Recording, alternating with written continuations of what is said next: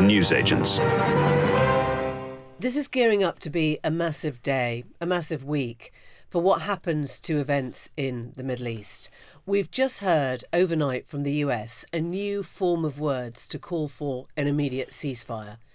We've, in the last few minutes, heard the call for an immediate ceasefire from the Labour Party and Keir Starmer amending an SNP motion. And just before we're sitting down, we hear of the deep concern, not of a politician this time, but of the heir to the throne. Yeah. Prince William has issued a statement, highly unusual, talking about the need for peace in the Middle East, that there are too many people have died. Of course, all humanitarian issues. But the Commons is about to vote on this. Should the heir to the throne be getting involved right now in some of the most contentious political territory there is at the moment? Welcome to the newsagents. It's John. It's Emily. It's Lewis. And later in the programme, we'll be putting on our wellies because Rishi Sunak has been talking about farming, Dwight D. Eisenhower and rural votes. Farming tonight, as we call it. I like Ike. But we're going to start with that rather extraordinary actual intervention by the Prince of Wales on what's happening in the Middle East, saying too many have been killed. He made the statement released by Kensington Palace and talked about being deeply concerned about the terrible human cost of the conflict of the Middle East since the Hamas terrorist attack on October the 7th. Now, when this first hit the screens, we all kind of stopped what we were doing and we couldn't quite work out what our immediate reaction was. Because on the one hand, it's very obvious language. It's platitudes. Of course, too many have been killed. How many is too many? Of course, you're deeply concerned. Much of the world is deeply concerned. But I think you have to ask yourself about A, the timing of this, and B, where it comes from. Because Prince William doesn't just wake up one morning and go, oh, I know, I'm feeling deeply concerned. It has to come from the Foreign Office. They have to have signed this off. Yeah, right? There is no way in the world that Prince William unilaterally puts out a statement like that into the cauldron that is the debate on Gaza, the hostages, a ceasefire and all the rest of it.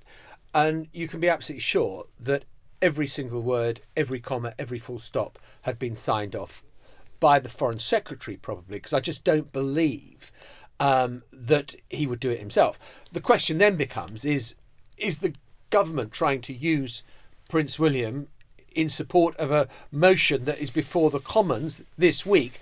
And that is where it gets a bit more knotty, I think. There is no way. Look, I think this is one of the problems with... Let's assume that is right, that he has done this on the basis of advice. He certainly should have done it on the basis of advice. He's launching a 2-week... I mean, the context of this is that he's doing 2 visits over the next few weeks. He says, quotes, to hear more about the human impact of the ongoing conflict in the Middle East, beginning this afternoon to hear about those supporting the humanitarian response. So he's put this statement out to coincide with that. If he is acting on the basis of Foreign Office advice, which he certainly should be, he shouldn't be freewheeling on this. If he is, then that's a whole separate question. But if he is, then I think the big question for this is twofold. One, should really the government be encouraging him to do this in the context of a week where there is a significant parliamentary vote on Parliament calling for a ceasefire in some form?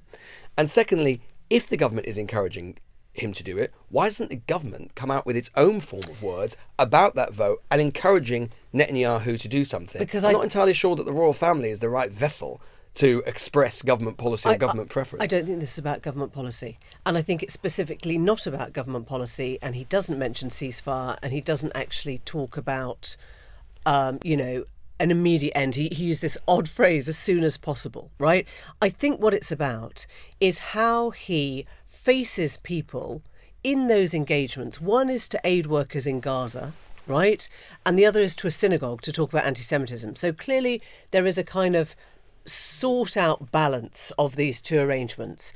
But they are imagining that he goes to face aid workers, and the first question the aid workers say is, if you really wanted to help, you'd tell Israel to stop bombing Gaza. And he'd go to, the synagogue, and they say, if you really want to help, the first thing you can do is alert the British people to the horrors of anti-Semitism. And so I think they've tried to give him a kind of verbal coat of armour to send him into, if you like, do battle, public relations battle, armed a little bit better with a statement that says, I hear you and I hear you. And of course, this is coming at a time when a statement like that would normally come from the king. But he has stepped back from royal duties now because of his illness and his cancer diagnosis. And so it is falling upon Prince William to kind of go into territory that we haven't really seen him in before. Yeah. But if you look at what he says, it's not that different from what the king said a few months back when this all started, when he talked about the terrible loss of life, heartbreaking loss of life. He said, and made an impassioned call for respect between different faiths and cultures. And so it's part of a continuity. I suppose the bit that seems slightly shocking is it's coming from the heir to the throne rather than the person who sits on the throne. But that is a necessity. Lewis, you're kind of I'm sorry, I think you're being way too... I just think that this is the heir to the throne, right? On a week where there is a significant parliamentary intervention, debate on a ceasefire in Gaza, or Parliament calling there to be a ceasefire in Gaza, I just don't think the heir to the throne in that context should be saying anything about it. Yes, he's got these visits. These visits could have taken place at any time. They could take place next week. And to say, look, I actually happen to agree with basically what he says in the statement.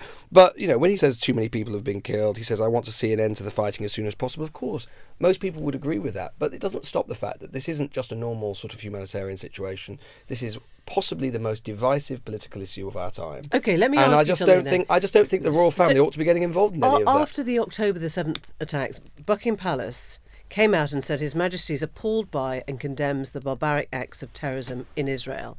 Is that contentious? No, is because that everyone would political? agree with that. Everyone would agree when there is a terrorist attack. I mean, the king or the royal family sends expression of sympathy. But what wouldn't you agree with in this statement? Well, because this is then? a live... No, but it's not a question of whether I agree with it. There will be people who disagree with this statement. There will be What? There will be people who disagree when he says that too many people have been killed or so on, and calls basically suggest there should be a ceasefire. Who's going to say... come out and say not enough people have been killed? There are people who will say... Next question. There will be plenty of people who say that there shouldn't be a ceasefire until such time. There will be people who agree. But he's not calling for a ceasefire. But he's suggesting that he is effectively, Emily, he is. And the fact is, you cannot divorce the fact, as I say, that this is a live parliamentary and political situation. He shouldn't be commenting on it. William's also got form on some of this stuff. I mean, William, I thought personally the way that William reacted, okay, it's much closer to home for him and I accept that. But the way that William reacted with regards to what happened with the BBC and Martin Bashir and so on, basically saying that demanding the BBC should never show that interview again, personally I thought was outrageous. There's no way that the heir to the throne should be demanding that any broadcaster doesn't say or broadcast or whatever it likes. That's inappropriate. But anyway, like I say, the fact of the matter is... So that was a particularly personal issue, which in a way I agree. is the complete opposite of what you're saying here, which is that constitutional monarchs shouldn't get involved in politics. What I'm saying is that we should be very, very careful. As I say, I happen to agree with what he's saying here. I think, but we should be careful about about any member of the royal family getting too close to any live political issue of the day when there is a parliamentary vote that is happening tomorrow about it. I think this is bad timing. I don't particularly care what he says, but I think that it is important that there are lines that aren't crossed. And by the way, and like I say, my bigger point is this: if he's acting on advice, if the Foreign Office has something to say, let the Foreign Office come out and say it. If the Prime Minister has something to say, the Prime Minister seems to have very little to say about this issue right now, one way or the other, let the Prime Minister come out and say it. Don't use the unelected, illegitimate in many ways, heir to the throne or member of the royal family to come out and say it. I don't think this is a government statement. I think they have helped him. But the problem with constitutional monarchy, right, it can be internalised as such, because we all know, because they act on advice, that you can be in a situation where people internalise it as being a message from the government. Can I just say, weirdly, the biggest story of the week is going to be what Keir Starmer has done in the last hour. And that is, for the first time, calling for an immediate humanitarian ceasefire in Gaza. And I've got the actual motion. It's an amendment. Take a deep breath if you're going to read it out. Seriously, it looks like something that James Joyce would have written sort of before Lifted breakfast. from Ulysses. Yeah, with no punctuation. It's very long, and there's a reason for that, which is that they have tried to include just about every clause into one amendment of an S&P motion before they can sort of stop. So they've talked about an immediate humanitarian ceasefire. They've talked about being very clear the Rafah offensive cannot go ahead, and they've also talked about the immediate release of hostages. So, the SNP statement is a bold, simple, there must be a ceasefire Stop now. fighting. Yeah. Full stop. This is, I don't know, for 15 lines before you get to a full stop. And there are no full stops in between. It's one very, very, very long sentence. And obviously what they're trying to do is to say, right, OK, this is the SNP motion. Forget that bit. Take our amendment instead and let that be the motion that the House votes upon. I think that what the Labour Party are doing is, as we've heard Wes Streeting say, we are trying to act like we could soon be the government. We are acting like we could soon be instructing our ambassador at the United Nations on what to do.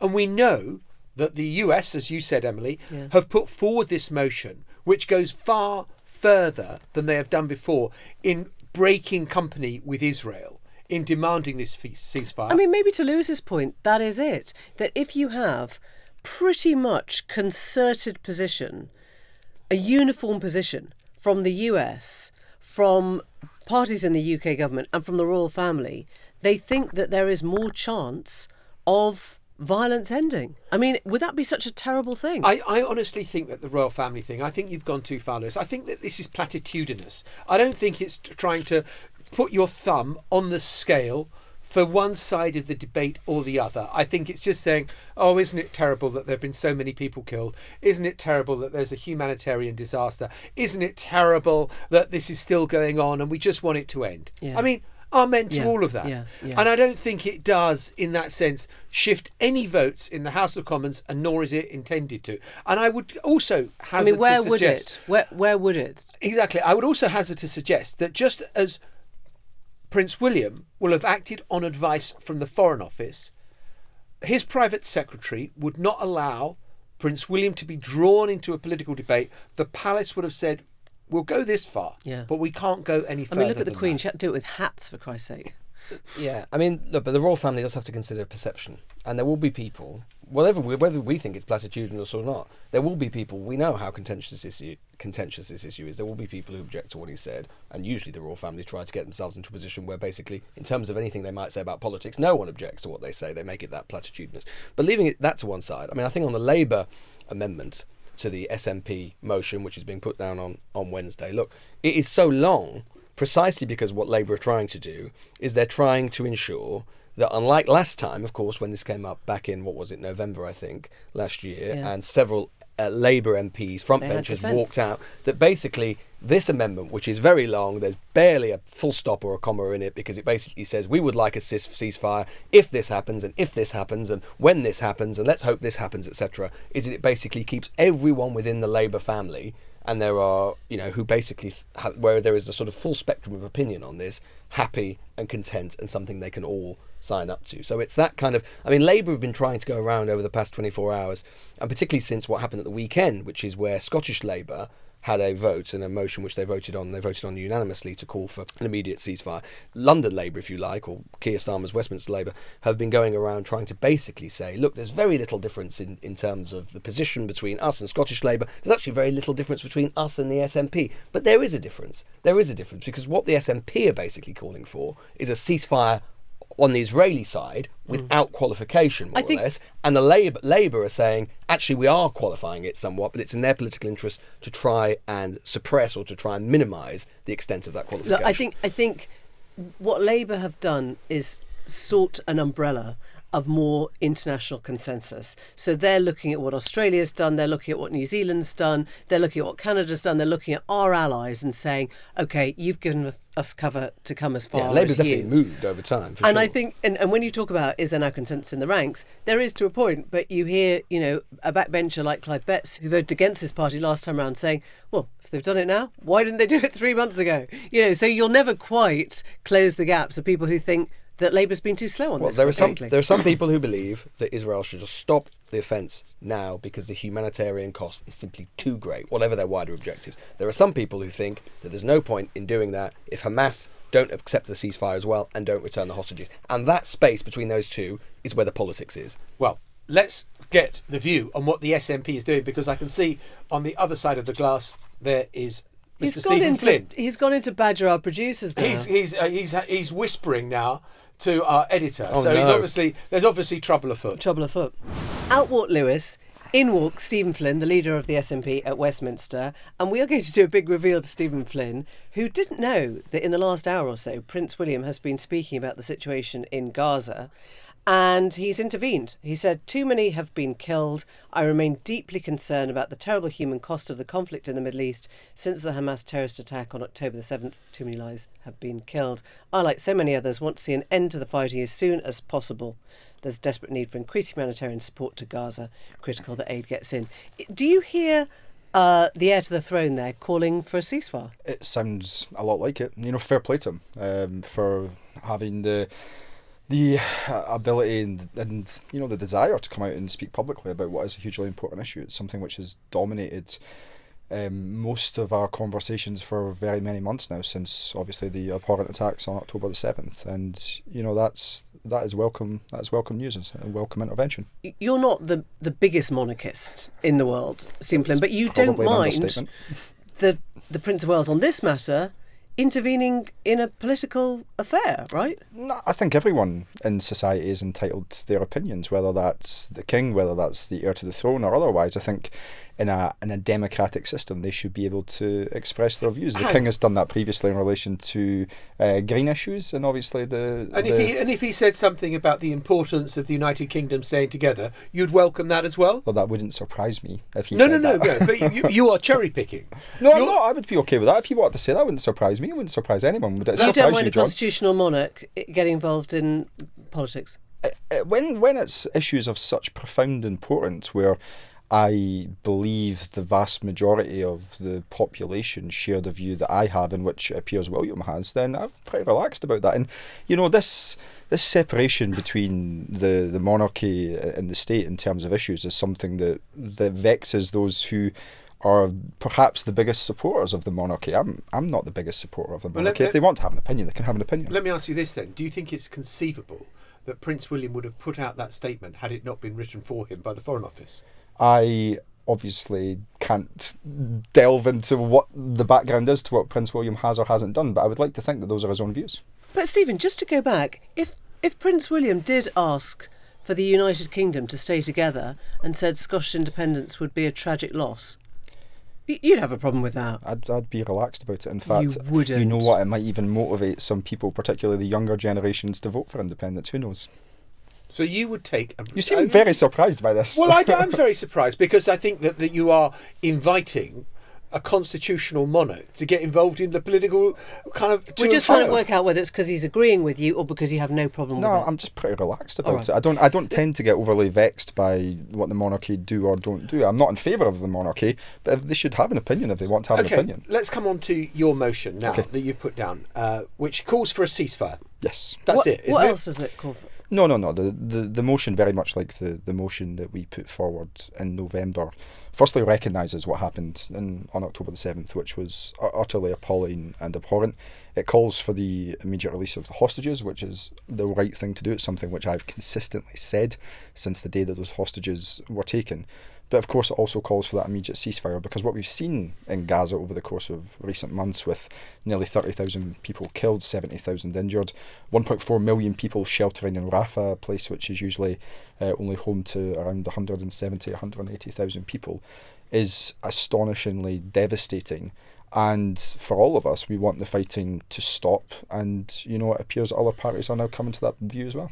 So you've got a motion now before the United Nations, backed by America, going further than it has hitherto in parting company with Israel over this, and the importance of not kind of launching an offensive in Rafah and calling for a ceasefire. Labour have come out with a motion, an amendment to your motion, which is pretty much the same, I would say, as the UN motion. Immediate humanitarian ceasefire in Gaza, and they say it's very clear the Rafah offensive cannot go ahead. So can you accept the Labour amendment? So the Labour amendment, and let me just start by saying this, I am really, really genuinely pleased that we have got to a position where, thanks to the parliamentary pressure which myself and my colleagues have been putting on the Labour Party and indeed the Conservative Party over very many months, that Keir Starmer has now joined us in believing that an immediate ceasefire is needed in Gaza. I am glad that we have got to this position, and I think it will be welcome news to people right across Scotland, but right across the UK as well. Stephen, it didn't need to be parliamentary pressure. I'm looking at messages from Labour people here saying, I don't know what channels that have been used, but I do know if they actually cared about building a proposition that built consensus and had a hope of winning cross-party support, they wouldn't have waited for the call. They'd have been in touch, offering to see if there was common ground. From different wings of the party, I've had that message now this morning 3 times saying the SNP is playing politics. You just tried to get them into a place where you thought that you could find divides in the Labour Party. Why don't you just pick up the phone and put it to them? Because you're on the same page here. So I have been calling for an immediate ceasefire since November. In all of the months that have passed, I have not equivocated at any point. I have been the person who has stood up at Prime Minister's questions and asked the Prime Minister at what point will he back a ceasefire. This hasn't been to do with the Labour Party, this has been to do with Westminster and Westminster's complete intransigence towards the human suffering which has taken place in Gaza. All I have sought to do, rightly I believe, is to use the platform which I have been given in order to highlight the suffering of the people of Gaza. Now, the Labour Party have finally shifted their position. They appear to agree with the position that I have held since November. That is good news. I just hope the Conservatives come on board now too. You don't think that the position that the Labour Party is in is just actually mirroring not the SNP, it's mirroring the United States of America? No, so the difference is the United States of America are not calling for an immediate ceasefire, as I understand it. What Keir Starmer is calling for today is an immediate ceasefire. For me, that is something which I have said from almost day one, once we've seen the full-scale retaliation of what Israel was doing. And, you know, we put that to a vote in November. Keir Starmer was against it. It's for him to explain why it has taken so many months you are for him talking to about agree the internal to an political immediate ceasefire. You are seeking political capital out of it. No. You are trying. Your whole argument there is about what Keir Starmer needs to do. This is about SNP seats in Scotland under threat from Labour. So, if I may, when it comes to where you stand on the biggest international issue of the day, which is ultimately Israel's collective punishment of the Palestinian people, there's obviously a political element to that, because your politics will guide you in the same way that your values will guide you. My politics and my values have guided me towards a ceasefire for many months now. Why is that not the case for Labour? But the SNP demanding a ceasefire, standing up in the Commons like that, do you think that it brings a ceasefire a single second, a single minute, a single hour closer? I mean, isn't that kind of hubristic to think that the SNP voice is going to do that? If I may, if I hadn't been the one raising it at Prime Minister's questions, who was? Because I've sat in there and Keir Starmer's not raised the cause of a ceasefire. Steve, can I ask you? And this is why it is important, and this is why my role in this is important, and the SNP's role in this is important. You use the words humanitarian intransigence about Keir Starmer. Do you honestly think that the Labour leader sits there saying, I don't really care if babies are dying, I don't really care if people are getting bombed? Do you actually think that he has very different values to you in terms of human life? I can only reflect upon, you know, what's. I've no doubt that Keir's a pretty decent guy, and you know, I've got humanitarian intransigence, as if he can't be bothered. There's Westminster intransigence towards the situation in Gaza, and that's been borne over so many months. You know, I had to ask the Prime Minister if Israel had gone far enough when a man walking under a white flag had been gunned down by the IDF. We all watched footage of a young girl being found in a car after she'd phoned the Red Cross a few days before and had quite clearly been killed by what appeared to be the Israeli Defence Force. And, you know, I've had to raise that in Parliament. Nobody else has been doing that. The SNP has been the conscience of Westminster when it comes to the plight in Gaza. And finally, we've inserted a backbone into the leadership of the Labour Party when it comes to this issue. And I am very pleased by that. Or they say you're acting like a campaign party in opposition and we, Labour, are acting like a government in waiting. We have to work out the international consensus, we have to work out the diplomacy, we have to get everything in the right position to intervene. Now, okay, you're laughing. No, I'm not. I'm not speaking. I'm just saying. I'm not laughing because this is a very serious issue. I'm just reflecting upon the fact that, you know, it wasn't difficult for me to determine that Israel's collective punishment of the Palestinian people was too much. You know, to turn off electricity, to deny food and water and medicine, to block people from leaving, to then send leaflets to people telling them to flee when they've nowhere to flee, and then bombing them. So what do you think happened then, collectively? Why do you think only the SNP recognise that? I mean, I'm genuinely interested. What I think we have values of peace at our very core, and we were not afraid to step out of the norm. And the Westminster Consensus, because there has been a Westminster Consensus on this, and we say what we think is right, and what we've thought from the get-go is that this isn't right and it needs to stop. And finally the Labour leaders came on side with us, and I hope that's extended to some Conservative Party members, by the way, as well, because I've no doubt there will be Conservative Party members who agree with us too. But just following up on Emily's point, I mean, the caricature of opposition and government is the opposition is I wake up in the morning and I think, what am I going to say? And in government you think, what am I going to do? And Keir Starmer is thinking, he's been in conferences, he's been meeting the Jordanians, he's been meeting the Saudis, he's been meeting the Egyptians, he's been meeting the Qataris, because he wants to find a way through practically. Because it's not just about tomorrow. Because it's not just about tomorrow's motion. The whole solution and a common of the Middle East, victory. right? Yeah, but in that context, Keir Starmer has had a platform for very many months to be very clear about the fact that he thought that Israel's actions were collective punishment. And by the way, the motion which the Labour Party have put forward does not include the words collective punishment, and it'll be for Keir to explain why that is the case, because I do believe it has been collective punishment of the Palestinian people, and that is an important point without getting into the semantics of the wording. Collective punishment of the Palestinian people has been one of the core reasons why we've called for a ceasefire. Look, it's for Keir to explain why it's taken him so many months to get to this point. But look, this is a positive day, because we now have the future likely Prime Minister of the United Kingdom agreeing to what has been the SNP position since November. We've managed to get the Labour Party to shift their position. The SNP, if I may, has inserted a backbone into the Labour Party. We've been the conscience of Westminster. This is a good step. It's positive news. It doesn't go as far as I'd like it to go, because of course the collective punishment aspect I'm imagining that isn't there, but it's positive. The Labour leadership was sitting here, they'd say, hang on a sec, it wasn't that the SNP gave us a backbone, it's that we've been working with the Canadians, the Australians, the allies that we hope to depend on once we are in government, and get to a place where we both know that if there was not a ceasefire vote happening in Westminster tomorrow night, if I had not opted with my colleagues in the Scottish National Party to put forward a motion on a ceasefire in Westminster tomorrow night, the Labour Party position on a ceasefire in Westminster would not have changed today. You don't think it would have happened? No. We have changed the political landscape in Westminster today through our actions. That is an important thing. It reminds people in Scotland of the value of having Scottish National Party MPs, and it also shows them the failings of the Labour Party as well. Stephen Flynn, thank you very much indeed. Thanks, Stephen. Thank you. Right, we're going to do a speedy U-turn on a little rural country road now, because we're taking you to the National Farming Union Conference, where our Prime Minister, Rishi Sunak, is speaking, the first Prime Minister to address farmers since Gordon Brown. Why is he there? That was a question that we asked ourselves. Have a little listen to him this morning. We've got to build a culture that's based on trust. As President Eisenhower said, farming looks mighty easy when your plough is a pencil and you're 1,000 miles from a cornfield.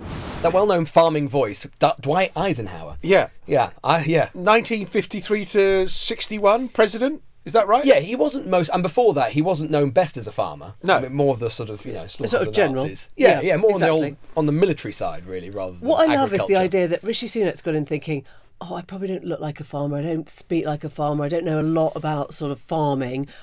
I know, I'll quote a US president. That'll link me to the British farming community. That will yoke me to the soil, the terroir, as the French would say.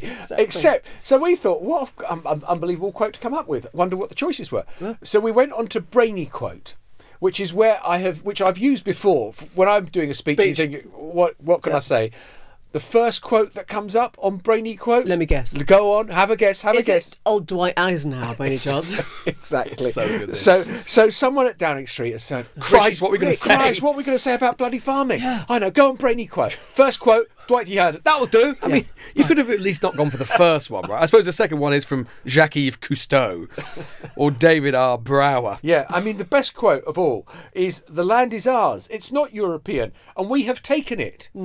Except it's Robert Mugabe Yeah. seizing Fair. white people's farms in Zimbabwe. But that would be quite appropriate. Exactly. I mean, at least Exactly. that would have been It's quite the apposite. Brexit message. It's the Brexit message from Robert Mugabe. But Would have essentially- been slightly weirder than quoting Eisenhower, to be fair. But quotes aside, what is Rishi Sunak doing in Birmingham, speaking to a whole load of farmers and their union, right? I think two things are going on here. One, we've seen, Lewis has talked about it already, the force of passion from European farmers who can blockade when they want to and send the government a very strong message.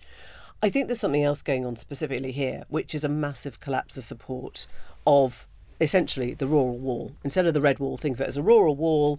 These are Conservative heartlands, right? When you think of the shires, the shires are literally the fields and the ploughs and the big empty green spaces that the Conservatives thought of as their safest seats. And now Savanta latest poll suggests that of the 100 or so most rural seats, I think it's in England, 51 of them could go to Labour. And if you drive round the countryside at general election time, you just drive for mile after mile after mile of blue posters, vote Conservative, that are attached to all the farmers' fields, because the rural vote was seen as a Conservative vote. If you lived in the countryside, your best interests were served by voting Conservative, because the Labour Party was an urban phenomenon and we wanted nothing to do with them. And that has changed over the years. And, rural poverty is a real issue.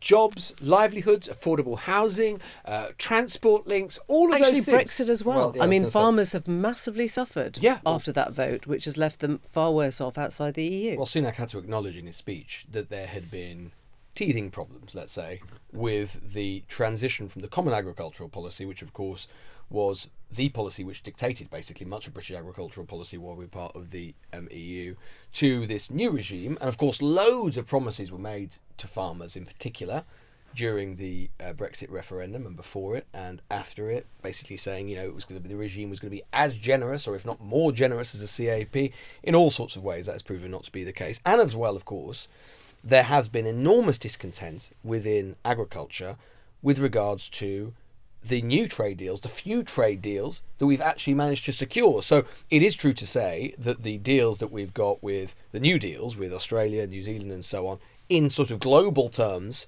in British terms for GDP, they're absolutely negligible, they're trifling. But they are quite important because in agriculture, because they have opened up British agricultural markets to new products from Australia and New Zealand. And many farmers are deeply unhappy about it. And not only that, but of course, George Eustice, who was the Environment Secretary at the time that these deals were signed, has basically come along, represents a rural constituency, has come along since and basically said that they've been a disaster for British farming and British agriculture. So there is a lot of discontent among rural communities in farming in particular. And I think, as you say, Emily, I think they will have had one eye to what has been going on in France, what's been going on in Germany. Huge discontent coming down the track from farmers there, particularly with regards to net zero policies and environmental measures. And there have been a few little rumblings of some similar, nothing quite as like it, but a few similar events happening in Dover and so on here. And that's the last thing they want is farmers, tractors cutting off roads and goodness knows what, and it all looks like chaos. There's a lot of discontent, and there are also a lot of ministers or former ministers that have seats in rural England. Sunak himself. Jeremy Hunt, Mark Harper, Jacob Rees-Mogg, Liam Fox, Mel Stride. So you can imagine there's quite a lot of pressure for him to go and start trying to win back the farming vote, particularly as it is actually pretty close at the moment. I think Labour is on sort of 37% in these seats. I mean, obviously they're all different, but this is an aggregate of the sort of the rural areas, and the Tories are on 34. So presumably Sunak says there is still time here to close that gap. I can still save, quite a few of the really sort of key members of my cabinet even. I tell you one of the things that I'm really struggling with, and that's the Labour position on some of these rural issues. And you've had Steve Reid, the environment spokesperson, talking about how there's a need to close the current loopholes in relation to hunting. Yeah. And that, you've got drag hunting now where a kind of piece of cloth with a scent of a fox is dragged through some ground and the hounds chase after it. Problem is that occasionally they do come across a real fox and tear it to shreds, or go into someone's garden and kind of kill a pet or whatever, and they're saying that should be banned as well. Really? Do they go well, apparently that's the drag allegation. hunting. Yeah. Drag hunting. kills pets. Yeah, apparently. Hounds don't kill pets. Well, what are you talking about? Well, this is what is being claimed, and it just seems to me that this was a policy that Okay, I've just heard from our producer. Apparently, they did kill an alpaca last month. I retract that. Yeah, now. you see, I'm heartless person. heartless. No, I love an alpaca more than the most people. Yeah, as you exactly. know. Alpaca vote's huge. Yeah, exactly. So why is Labour doing it? I mean, I think it's a grid problem today. I think. What do you mean? Well, in the sense that I think today would have been a good day to, and the fact that Sunak has felt the need to go to the NFU conference, which, as you say, Emily, prime ministers don't usually do, and he's trying to shore up the rural vote, which they know is soft. To basically for Labour to come out with what on another day actually would be quite a good policy for them because it gets some headline attention, and so on. Do you think it is a good headline? Well, what I remember is during the 2017 election, I think fox hunting is weird because it does occupy for such a what is basically a tiny. It's done. Yeah. Well, it's done with regret. I mean, memorably, that was the one thing think that Tony Blair said that he wishes he hadn't done. And freedom of information. But in the 2017 election, there was something in the Conservative manifesto which sort of hinted at the idea of sort of reviewing the policy in some way, and it went everywhere online. It was one of those things that on Facebook and so on, like absolutely spread like wildfire. So I can see from the Labour point of view that anything connected to this is quite good for them to an extent. But I think on a day when PM is having to go to the NFU sort of with the tail between his legs, I think giving the Tories an opening where they can say, well, look, there's Steve Reid, who's the MP for Croydon North, not exactly one of the bigger rural constituencies in the country, and a Labour front bench that, for all the will in the world, being reduced to 200 seats, is reduced to basically the Labour urban inner core. It's an opportunity for them to say, look, they don't get rural issues. They don't. I think they were scared about. I think one of the things that was underwritten after the North Shropshire by-election, which of course was in 2021, the end of 2021, I think maybe early 2022, after the Owen Paterson affair. I remember going up there to do a piece about it, and actually, again, obviously Paterson and the circumstances of his removal were central to that, and sort of corruption allegations and so on. But it was very clear there. You talk to farmers, and you saw posters everywhere in the constituency says Tories have forgotten about farming. Tories don't understand farming. The discontent about the post-Brexit regime and agriculture in general was substantial. So this is a real thing for Sunak. I mean, there's another thing which is literally down to. I mean, everything comes back to the war in Ukraine, right? And everything comes back to Russia because farmers have seen the costs massively go up in terms of fuel, in terms of how they use their machinery. They are being massively squeezed. Fertiliser costs have gone Fertiliser costs, right? These were all the things that we were sort of so cognizant of in those first few weeks of the Ukrainian war that have since been, I think, slightly forgotten or pushed down the running order. But there's massive rural poverty because people have just seen, inflation in terms of how you are doing your work now is hitting rural communities probably more than anywhere. And it's actually, in many of these seats, funnily enough, it isn't actually Labour who will be the big challenges. It's the Lib Dems. There is no surprise whatsoever that, quite a bit, look at all the sort of local press and regional TV and so on. Ed Davey is quietly out in a lot of these constituencies quite regularly with his wellies on and his barber jacket on, going around saying the Liberal Party, and often banging things or knocking emphasis things on the old Liberal Party, understands these sorts of constituencies and understands rural affairs, and the Tories don't. So this is, the Tories know they are being attacked, eaten away at every side, and today was part of that. I'm back on TV tonight.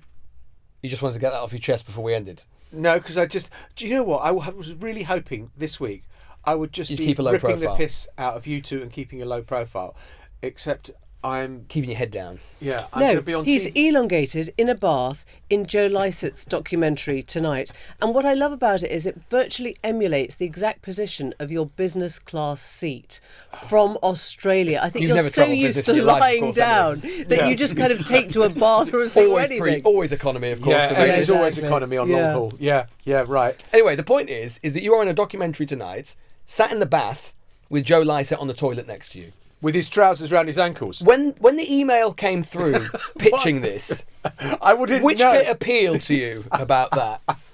I didn't know at first what the dynamics would be. Did you have your clothes on? Watch tonight and find out. Let's play the clip. I find all this pretty shocking. You would think, given how bad some of this stuff can be for human health, dumping sewage at the current massive scale would be illegal. Well, it's interesting you say that, because under the Water Industry Act of 1991... Sorry, journalist and broadcaster John Soper, can I stop you there? By all means. What are you doing in the bath?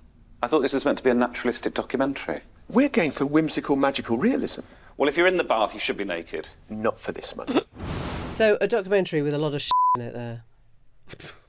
You couldn't help yourself, could you? There's only one question for me, which is how much would it have cost Yeah. to get you naked in the bath? I suspect not that much more. Oh my God, you've got to be kidding. The idea that I was going to do that You'd have done it for free. in my birthday suit, you're having a laugh. The show's on Channel 4 tonight. Joe Lycett versus Sewage. 9 o'clock. 9 o'clock.